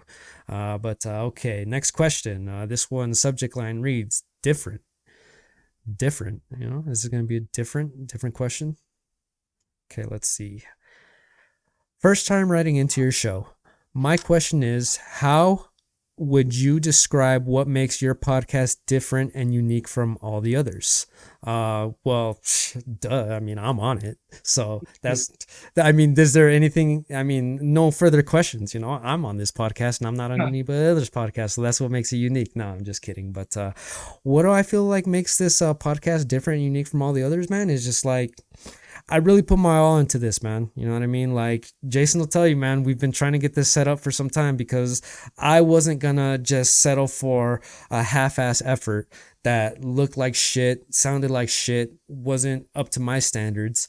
And, and listen, I am my own biggest critic. You know what I mean? I will pick myself apart to death. I will, when I'm doing editing for this show or whatever, it's hard for me to even listen back to the shows because I'm always finding things that I'm like, oh, I should have said this better, or I should improve this better, or I can add things, or I can do this or that. And you know what I'm talking about? I'm just, to my own detriment, sometimes I'm just such a fucking perfectionist when I do shit that I just can't put in a half-ass effort. You know what I mean? When it's something that I really, really, set my mind to and I want to do, I just, I really try to put my all into it and give you guys the best show possible. So that's what I feel makes it unique. That's what sets me apart from other podcasters is, listen, everybody's got to start somewhere, but just for myself personally, I know what I want to listen or what I want to get out of a podcast and what I hope other people can, get out of watching or listening to this show. However, you're getting the show again, subscribe to the YouTube if you're watching it that way,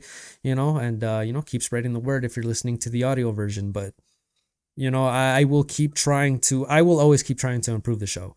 Whereas sometimes, like, not for nothing, and this is like not disparaging any other podcasters, but I see where they're lacking, you know what I mean, in terms of audio quality, video quality, topic discussion, and, just kind of formatting of the show. So all things that I think that I'm improving on little by little. Obviously, I feel like I'm in a much more like, I'm in a better place with the podcast now than I was for episode number 1. So as long as I see myself improving, I can live with that. But like I said, I'm my own biggest critic, and nobody's going to critique me and be harsher with me than I will be to myself. Well said, my friend. Well said. Get a golf clap for that one. But yeah, very cool question, man. Thank you for writing into the show. Keep listening to the show. Need loyal supporters like you guys and listeners that keep us going here. Okay. This next one actually reads Super Bowl. So it is asking who we got on the Super Bowl. Look, like I said, it's been a while for me. I've been in between these shows, just getting everything upgraded here on the show, and hope everyone's liking it. By the way, we got the new layout, got the new visual, got the audio still kind of the same, but I tweak it every now and then to try to improve it and make it better, sounding a lot better. And right there, Jason's pointing at it right there. So definitely. I can't really answer your question because we've already kind of talked about the Super Bowl. But like I said, man, I will say I was pleasantly happy with Tom Brady winning and the Bucs winning. Like, I had it on the Chiefs, but just because I thought they were going to... come on, let's just face it, Jason. Everyone thought the Chiefs were going to play better. They fucking stunk it up in that game, man. What was that all about? That sucked, dude. Well, here's the thing, though. Patrick Mahomes, even still injured with his toe, made some unbelievable. Yes, he did. Dude. Some unbelievable throws. I remember there was one they were showing like when he like laid down like flat bed and like he threw it and then it made him look like I think it was Ben Stiller on Dodgeball. Yeah. Dude, my God. But this guy, he's like king of the scramble. Right, wouldn't you say? Like, dude, nobody can scramble out of a bad situation like he can, man. Like, this guy will run like fucking 20 yards back, bring it 15 yards forward, and get you the touchdown. You know what I mean? But I will say, man, I was definitely like, I don't know how badly that toe was bothering him, but to me, it didn't look like it. Like Patrick Mahomes didn't look right in that Super Bowl. You know what I mean? Like, dude, nobody could have told me that going into the Super Bowl, that imagine going into it not knowing what the outcome was going to be, and someone's like, Patrick Mahomes is not even going to score a touchdown. He's not even going to throw for any touchdowns. The best Chiefs are going to do is 3 field goals. They're going to be held to under single, or they're going to be held to single digits. And, the Bucs are going to totally blow them out by 30. So I never would have predicted that. I thought the Chiefs were going to play much, much better. I thought this was going to be a really high scoring game. Like, I believe my prediction was Chiefs 41-34. And I thought it was just going to be touchdown city, man. I thought these quarterbacks were just going to put on a show, man. And look, I don't know how much that toe really affected him. Like I said, to me, looking at that game, he didn't really seem like he didn't have that pop in his game like he usually does. You know what I mean? But, like I said, man, as long as you step on that field, you're 100% as far as anyone else is concerned. And, hey, man, what can you say, man? You can't win them all. And, sometimes you have a bad one. Unfortunately for the Chiefs, they chose a bad one, a bad day to have a bad game. So, I mean, like I said, man, I lost a small bet on that one. Shut down Tyreek Hill, too. Dude, like just that, dude, I would have never imagined it, man. I thought these Chiefs were going to come out and just put on a fucking show. You know what I mean? And like, that's what we're used to seeing from them, man, especially Patty Mahomes. But, hey, man, it is what it is, man. They're going to have to wait another year, man. What do you think? Do you think they can make it back next year? Hell no, bro. No, realistically, out of the eyes of a Raiders fan, man, just like for real, dude. Like, we're the only them and the Raiders and the Bucs were the only team to beat them all year.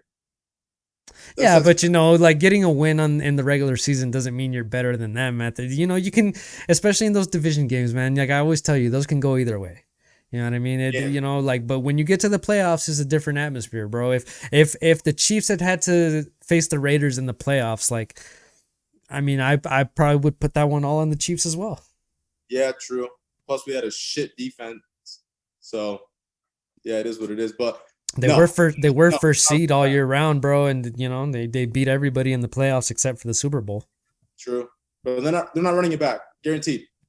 100%. No, you don't think so? Nah, I can put money on that. They ain't making it. What about the Bucs? You think old Brady over there can bring them back to one more? Maybe go for number 8? They keep recruiting like the way they did this last year. Yeah, hell yeah. That was the other thing, bro. How about that? Like all the dudes that came over after Tom Brady joined the team. AB and Gronk and these guys. They were all the ones that scored. Hell yeah. And the Super Bowl, man. And dude, it's gotta feel good for AB, man, for all the nonsense he went through, all the bullshit he put the Steelers and the Raiders through, and the Patriots, and now he's in the fucking Super Bowl after all that shit, scoring touchdowns, man. Like, still salty about that too. About as big of a redemption story as I've seen in a while, man. Not for nothing, you know what I mean? You don't deserve that, but it is what it is. Yeah, I agree, man. I agree. I mean, whatever, you know what I mean? As long as it helped old man Brady there get number 7. Oh wait, was the number? It was number 7. Yeah, number 7. Yep. Yeah, wow, man, the guy's holding up fucking 7 rings, dude. Or out of 10 Super Bowls. Like, I'm counting 8. I'm already counting the 8th one, bro. Yo, that's gonna set something up for this year, bro. Watch. Yeah. So I mean, just like a early prediction, if you had to just guess right now, total naked guess, next year's Super Bowl, who's in it? Damn, bro, that's fucking good. Who will be coming out of the NFC? Who's coming out of the AFC? I'll take Bucs. For sure. Again, going for a repeat. Okay, okay. I just don't see a lot of competition in the NFC. Seattle Seahawks. I don't know. Now if they lose their quarterback this year, maybe a fully loaded, healthy 49ers. Maybe I could definitely see that too. But maybe an improved Jimmy G and George Kittle. You never know. Maybe. It is a bit of a stretch, I would say that, you know what I mean? It is, dude. It's difficult. I don't know. I'm gonna say my Raiders, bro. The Buccaneers and the Raiders, play it back. Oh shit! The Super Bowl repeat, huh? Dude, if by some stretch it ended up Bucs and the Raiders, bro, I'm 100% on Brady on that one again. And I'm going. Yeah, you're gonna go. I'm there. I'm going. I'm there. There's no fucking way I miss a Raider Super Bowl. And next year's Super Bowl is in LA, so it's not too far away from us. Ooh. I don't know where it's being held though. I would assume SoFi. maybe wherever the Rams play. Yep. Um, SoFi Stadium. so I mean that's what I would guess is where they're gonna play it. But yeah, next year's Super Bowl in LA, bro. Out here on the West Coast. Yes, sir. But yeah, man, that's gonna be a good one. I mean, dude, that's got to be on like most people's bucket list, man. I would love to attend a Super Bowl. I don't even care who plays. Like, I mean, it'd be better if it was the Niners, obviously, but dude, I would love to go to a Super Bowl and see that like live. And oh man, like, dude, if I'm ever able to get to that point where I can go and attend a Super Bowl, man, totally there, all over it, man, all over it. I agree. All right, man. Let's go ahead and bang out a few more questions here before we wrap the show. Motivate. Let's see. What motivates you to work hard? We kind of touched on this a little bit when we were talking. Just what motivates me to work hard, man, is just my drive and my determination to want to, work hard and improve myself, improve things that I do, improve this podcast. It's just my own personal drive, man. That's what keeps me motivated. Yeah, for sure. What about you? It was friends, man. Helping friends, family, acquaintances, people that I don't even know yet. Just being able to be a helping hand in any possible way that I can. That's what keeps me motivated for sure. Yeah. Especially here at home first, of course, but definitely anywhere else that I could definitely touch on for sure. Most definitely, man. Most definitely. Okay, let's go ahead and do a couple more here. And this one reads LeBron's legacy. Hey Mario. Hey, how's it going? Hey Mario. I need you to settle an argument.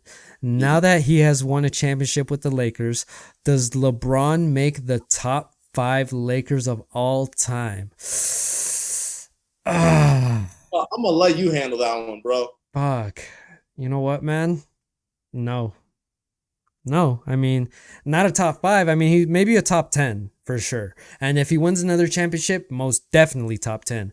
But even if he won 2, like if he went back to back this season and got another chip with the Lakers, I don't think that puts him in the top 5 of all Lakers. You know what I mean? It puts him in the top. It would put him most definitely. I mean, he's already there, but I mean, it would just end the discussion once and for all as to whether he's in top 5 of all time. I mean, he definitely would be there. You know what I mean? Probably number 2 or number 3, behind obviously MJ and Kobe.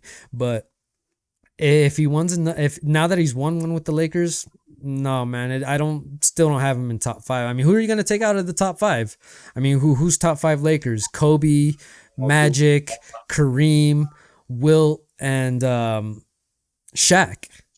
Who are you going to take off of that list and put LeBron in? Like, look, LeBron is probably one of the greatest Lakers, like in terms of just a single individual player, but in terms of like his legacy with the Lakers, just doesn't have enough time yet, man. And he's at that last stage of his career. I mean, he's got to be. I mean, unless he's going to pull a Tom Brady and play till he's like fucking 78. But yeah, man, I don't see LeBron in top 5 of Lakers of all time, man. What do you think? Do you think LeBron has his spot there with the Lakers, or do you kind of agree with me? No, I agree. Top 5, definitely not. Yeah. Kareem Abdul-Jabbar, Wilt Chamberlain, Shaquille O'Neal, Kobe Bryant, bro. Magic Johnson. Those names are just who are you taking out? Who are you going to take out to slide LeBron in? I mean, he's maybe sure. Number 6. Maybe. Lakers? Maybe, but that's also a stretch, just because, I mean, he only gets this kind of discussion because he's so fucking great. You know what I mean? But, like, I mean, even past those 5 that I just named, I mean, we're talking so much lineage there, bro. Like, there's other guys that got multiple championships there past those guys, Jerry West and all these guys. I mean, dude, it's just such a fucking long list. It's hard, you know what I mean? And, I mean, I feel pretty comfortable with my fucking top 5 with the Lakers, so... I mean, take it for what it's worth, man. But, hey, all my other basketball sport head fans, Laker fans, what do you guys think? Tell me, where do you guys see LeBron on the list? And write into the show, man, at Battleborn Podcast, and let me know. But yeah, man, that's my answer. But let's go ahead and do one last question for the week here, Jason. Let's do it. Okay, this one, look like this one's a fitness question. It says, hey, bro, trying to lose this panza. It says that, bro. It says, hey, bro, trying to lose this panza. That's belly. For any of you guys that don't speak Spanish. I just signed up at the gym, but I'm completely lost. Where do I start? I've just been running mostly for a few days.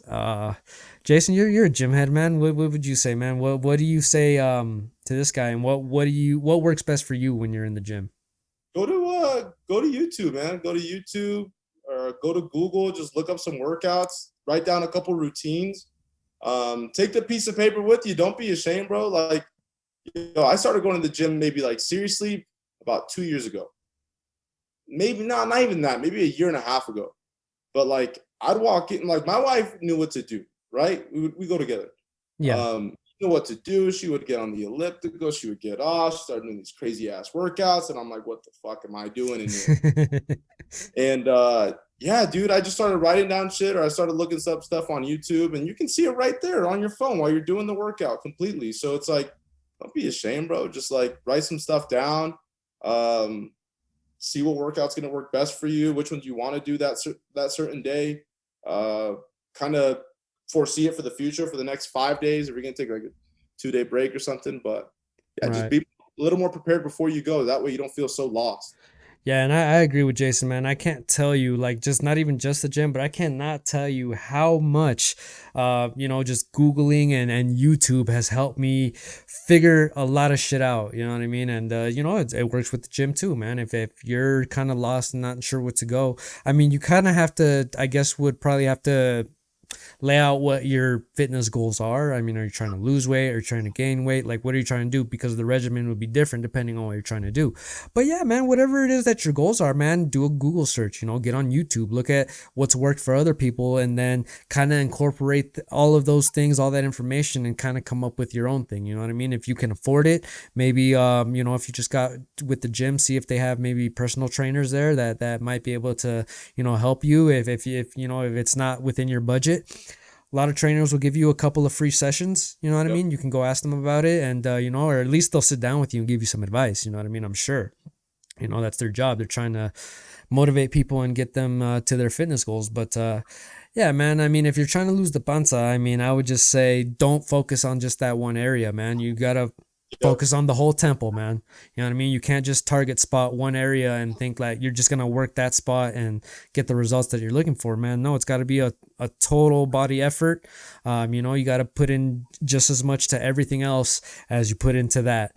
And, that I felt like that's always worked for me, man. But, yeah, look, bro, if you just started at the gym, I get it. It can be definitely a little intimidating at first. You're not really sure how to do shit. You don't want to look stupid, but, I can tell you, I've been in the gym for a really long time.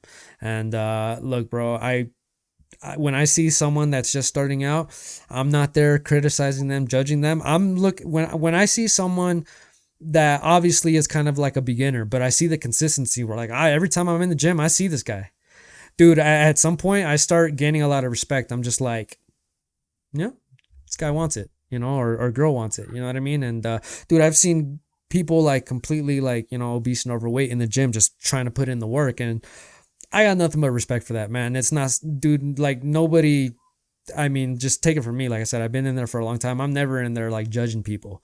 You know what I mean? Especially if I can see that they're, just starting out. Hey, man, we all started somewhere. So, you know what I mean? Like nothing but respect, man. Just keep grinding, man. Keep showing up. Showing up is half the battle, hitting the weights and doing your workouts the other half. But, yeah, just keep showing up, man. And keep sweating it out and putting in the work. And, I mean, if you stay dedicated to it, I'm sure you'll get closer and closer to those goals, man. Just look at it. In terms of the long haul, you know what I mean? And the long term, bro, like, you know what I mean? It's not a quick process, obviously. Right. But, don't get discouraged if you don't see the results that you want right away. You just gotta keep at it, man. You gotta stay consistent for a long time. Just think about it. However long it took you to get yourself out of shape, it's gonna probably take you just as long to get yourself back into shape. So don't look at it as like a big fucking mountain to climb. Just take it day by day, man. Like I don't think about, oh fuck, I have to go to the gym for the next 500 days. No, I just gotta go today. I just have to go today. It's I just got one mountain to climb, a little hill, and that's today, and I can tackle today. So just look at it that way. And most definitely, man, wish you all the best of luck into your fitness goals. Hope you reach your destination as to where you're trying to get to, man. And like I said, nothing but love, man. And do before and after pictures, man. Definitely, like every 20, 30 days or so, or every month, take a picture, compare them. And if you're really putting in the work, man, you're going to start to see a difference. I would say at least, I mean, if you're really consistently putting in the work, by like month 3, month 4, you're going to start seeing a major difference, and if you do all the right things, don't think you can go to the gym and eat like shit. You know what I mean? Like, I would say the diet is probably more important than just whatever you're doing in the gym. But hey, man, that's my advice. Any final word or thought on that, Jason? I was gonna say diet too is a big one, but big one. I mean, I've been going to the gym for a long time too, and I'm always picturing myself with the 6-pack and it's gonna pop out and all this and all that. But in reality, bro, you just got to be happy who you are and make sure that you're taking care of yourself as best as you can, and making sure that you're not eating as bad. You're not eating more bad food than you're eating good food, because you got to have a good ratio. Yeah, exactly. Just because you eat a salad one day, that doesn't mean you're going to, see results within the week or so. Like, nah, dude, it takes a lot more. So, and not for nothing, man, don't think that a proper diet just consists of like just salads and vegetables and all this stuff. Like, no, man, you can eat really, really fucking good on a really good diet. You know what I mean? You can get on a diet plan where you're eating like fucking great food, and you're enjoying what you're eaing, and then, dude, I've noticed that the longer you do it, then it's true, man. It becomes a lifestyle. And, then it like, my big thing I remember is, dude, it used to be the fucking sodas with me, dude. I used to just fucking pound those things like all day, knock them back, you know what I mean? And just like, dude, I was always just drinking sodas all the time. And I didn't know about nutrition. I didn't know about what all this sugar was doing to my body. I didn't know I was fucking killing myself with this shit, just fucking drinking Cokes all the time and Dr. Peppers and shit. But it's crazy, man. Like, when I kind of got out of that habit and started focusing on what I was putting in the hole, and fucking, just kind of started upping my water and stuff. I noticed now that, I've just been doing that for so long that whenever I do, like, pop open a soda, which is pretty rare for me nowadays, you know what I mean? Which, like I said, years ago would have been just a normal thing. But now, I drink a soda, man. It's just like too sweet for me now. You know what I mean? Because I've kind of de-sweetened my taste buds, or I don't know how that works. I'm sure there's a scientific explanation for it, but like, you know what I'm saying, right? Like, it just, dude, it just becomes, like I said, it becomes part of your routine and your lifestyle. And one day you're just kind of like, oh, you know what I mean? Like, I don't even crave all the junk anymore. In fact, you'd like think about like the junky food and you're just like, just thinking about it gives you that bad feeling in your stomach. And you're like, oh man, let me go cook some chicken or something real quick. Boil some eggs or something. But yeah, man, focus on that diet and stay consistent in the gym, man. You know what I mean? And if you find yourself one day can't make it to the gym, do a little something at home before you go to bed. You know what I mean? Just stay active, as much as you can for the most part of the day. And, like I said, dude, if you stay consistent with it and dedicated to what you do, and you really push yourself to achieve your goals, dude, no matter if it's the gym or if you're selling real estate, or, you're looking for the dream job, or whatever it is that you're trying to accomplish in life, man, like I think just hard work and dedication is key to everything. Yes, sir. Yes, sir. Yes, sir. All right, man. Well, that is going to do it for our show this week, ladies and gentlemen. I got to thank our friend here, Jason, for being so kind to join us and, be part of the podcast. And, bro, I said we were going to make this happen. I'm glad that we finally got this done. But most definitely, bro, thank you so much for doing this for me and, spending some time here with us on the podcast. I can't wait to, release this to everyone and, have everyone enjoy our conversation, man. I definitely enjoyed it. So we definitely have to do this again, bro. Hopefully somewhere down the road we can catch up in person and, just chill and, hang out that way. And, man, again, just happy birthday to you, man. Hit that big 27. Very, very happy for you, man. I'm glad you enjoyed it, and I'm glad that you had a good time with the wife, and just hoping for more good things to come your way, bro. Total positive vibes being sent your way right now.